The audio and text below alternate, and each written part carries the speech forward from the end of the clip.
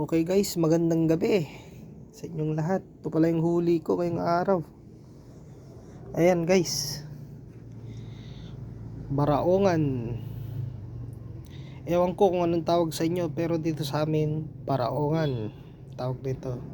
Tsaka maghingat kayo sa paghawak nito guys. Mayroon siyang panusok dito sa may hasang niya guys. Dinali ako kanina guys, oh. Puta, nanonood pa rin hanggang ngayon yung sakit niya. So kayo guys, pag nakakahuli kayo ng ganito, nako, mag-ingat kayo sa paghawak. Baka siguradong dadalihin din yung mga daliri nyo o kamay nyo. So hindi tayo pinalad sa malalaki na isda. At least meron naman tayong nakuhang 7 piraso na maliliit. At laman tiyan na din yan guys.